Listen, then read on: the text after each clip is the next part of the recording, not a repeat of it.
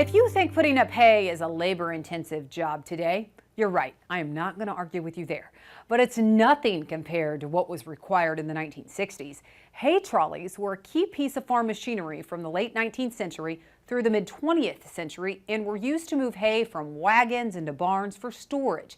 And they were also used to hoist hay bales into hay lofts. And as Andrew McCrae shows us, the invention modernized the hay industry, easing the load on such a laborious job.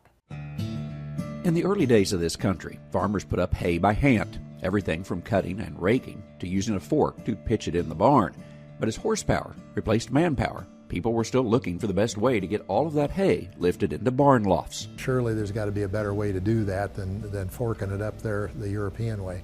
So a lot of the early inventors, including Bill Loudon, who is from here in Iowa, started inventing block and tackle systems. That block and tackle system relied on what is known as a hay trolley that ran on a track in the top of the barn. A rope and grapple could be lowered to pick up the hay, then lift it with horsepower, and the hay trolley rolled down the track and the hay was dropped where desired in the loft. Steve Weber began collecting these trolleys after seeing some that had been restored at a neighbor's sale. He says most people don't realize just how vital these mechanisms were to farming and the general public. The way people got around was on horses, and horses eat hay, so if you didn't have hay, you didn't go anywhere.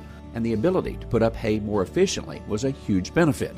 Steve says New York State was initially the biggest hay producer because of the tremendous need to feed all of the horses used for carriages in New York City. Making hay trolleys became big business as well. There were at least early on 12 very successful commercial manufacturers of hay trolleys, and they were just like Ford and Chevy and Chrysler. They all had their product lines, they all had to improve them, they had to get new patents. Steve says when he began collecting hay trolleys, there were only about a dozen or so folks doing this across the country. Today, a look around his barns reveals many of the names of those manufacturers and the various designs they used to try and stay ahead of the competition. They're small, they're affordable, they're mechanical, people can work on them. We have a lot of people with engineering backgrounds. Grandpa or grandma lived on a farm. So they relate back to the fact that it was part of the agricultural history. Steve is amazed by the number of people of all ages who are collecting today. Here at his homestead, he has a few private barns with gorgeous displays of hay trolleys he's restored, about 350 in all. He focuses on the harder to find ones these days, and Steve has much more than hay trolleys here. In the case of Hunt, Hillman, Ferris, Harvard, Illinois, they were a fairly major manufacturer of kids' toys. And they made sleds and wagons and other things. He has several of those sleds and wagons manufactured by the same companies making hay trolleys, plus seats and much more from early equipment. He enjoys seeing the number of young people now interested in this piece of history. In some ways, it's the perfect farm item to collect.